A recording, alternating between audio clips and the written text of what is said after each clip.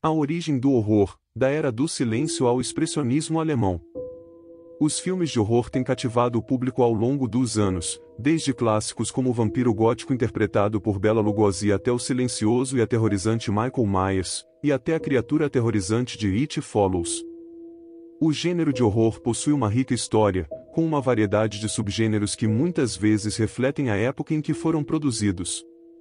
Neste artigo, vamos explorar como o horror evoluiu desde o seu início no final do século XIX, durante a era do cinema silencioso, até o final dos anos 1910, destacando a importância do expressionismo alemão nesse desenvolvimento.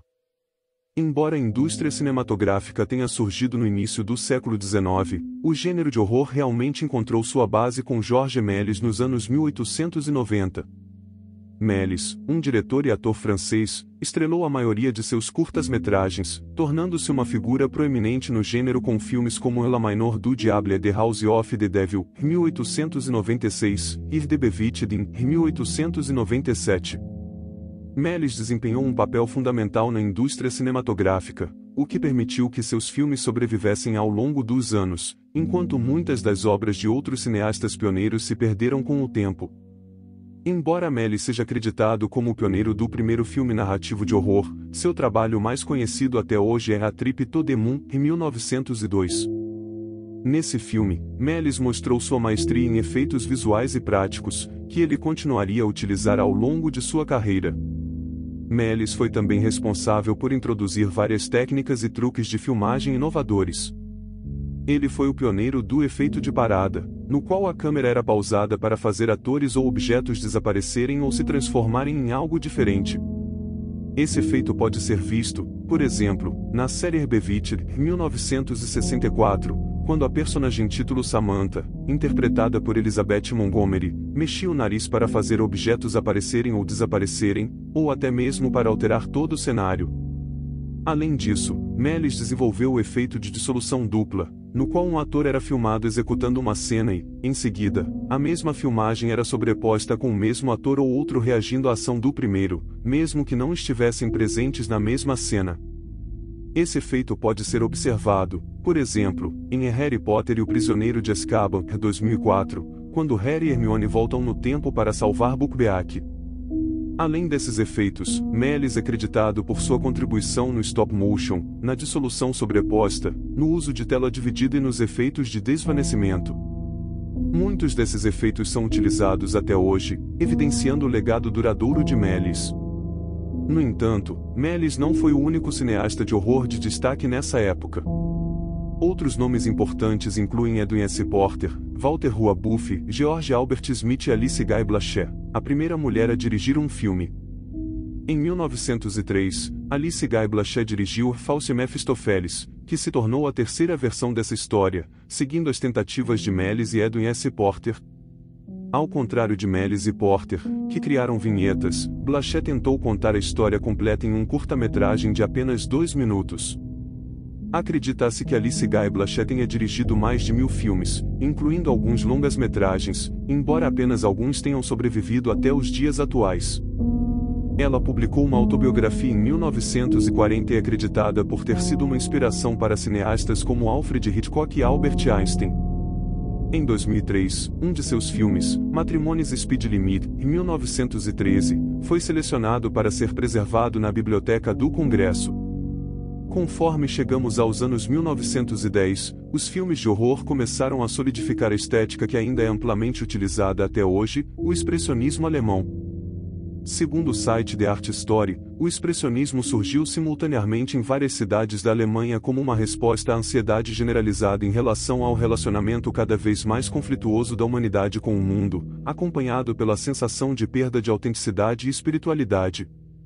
O expressionismo foi influenciado, em grande parte, por correntes simbolistas da arte do final do século XIX, tendo figuras como Vincent van Gogh, Edvard Munch e James Ensor como inspiração. Esses artistas encorajaram a distorção das formas e o uso de cores intensas para transmitir uma variedade de ansiedades e anseios. Conforme o expressionismo ganhava popularidade, a Primeira Guerra Mundial eclodiu, levando o governo alemão a proibir a exibição de filmes estrangeiros nos cinemas do país. Essa proibição, combinada com a alta demanda do público alemão, levou os estúdios de cinema a aumentar drasticamente sua produção, passando de 25 filmes em 1914 para mais de 100 em 1918. O público alemão frequentava os cinemas em massa devido à inflação e à desvalorização da moeda, o que gerou uma demanda crescente por conteúdo cinematográfico. Com o decorrer da guerra, os gostos do público alemão começaram a mudar. O site Movements em Filme observa que os espectadores alemães se tornaram menos interessados em romances e filmes de ação desde o início da Primeira Guerra Mundial, passando a preferir temas relacionados à violência, crueldade e traição. Essa mudança de preferência, aliada ao movimento expressionista, deu origem ao cinema expressionista alemão, que lançou as bases para as carreiras de cineastas como Fritz Lang, responsável por Metropolis, em 1927, e F. W. Murnau, criador de Nosferatu, em 1922.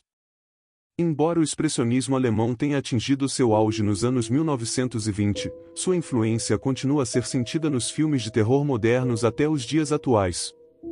Uma das características marcantes do expressionismo alemão era a representação exagerada das emoções, distorcendo rostos e cores para transmitir um senso de verdade emocional. Essa abordagem pode ser observada em uma das pinturas expressionistas mais famosas, O Grito, de Edvard Munch. Com um fundo vibrante e um rosto distorcido e ameaçador, O Grito personifica o expressionismo em todos os seus aspectos. Essa figura distorcida posteriormente influenciou a representação de monstros e assassinos em filmes futuros. Um exemplo notável dessa influência expressionista pode ser encontrado no icônico assassino Ghostface da série Pânico, em 1996, cuja aparência se assemelha muito à pintura de Edvard Munch. Além disso, a iluminação sombria e atmosférica tornou-se um elemento proeminente nos filmes expressionistas, contribuindo para a atmosfera perturbadora e intensificando a resposta emocional dos espectadores. À medida que os anos 1910 chegavam ao fim, juntamente com o fim da Primeira Guerra Mundial, a Alemanha emergia como uma figura proeminente no mercado cinematográfico internacional. Muitos dos filmes produzidos na Alemanha durante esse período se tornaram imensamente populares e influenciaram Hollywood. O nascimento do gênero de horror pode ser atribuído a grandes avanços na indústria cinematográfica, muitos dos quais ainda são utilizados até hoje. Na segunda parte desta série, exploraremos o auge e a influência contínua do expressionismo alemão, bem como o surgimento do pop horror em Hollywood com os monstros da Universal. Gostou dessa exploração da origem do horror e do impacto do expressionismo alemão nos filmes de terror? Então não perca a segunda parte desta série, onde vamos aprofundar o auge e a influência contínua do expressionismo alemão, além de mergulhar no mundo do pop horror em Hollywood com os famosos monstros da Universal. Clique aqui para se inscrever no nosso canal e não perder nenhum conteúdo assustador.